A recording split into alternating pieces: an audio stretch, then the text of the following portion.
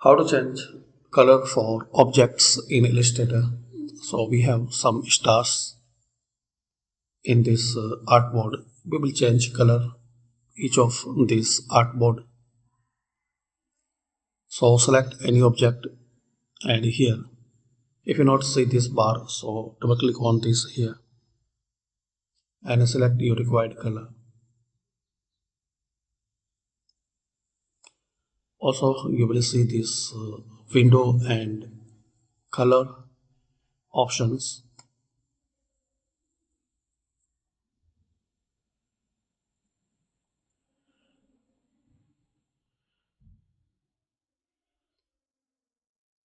This one color, select and select any color.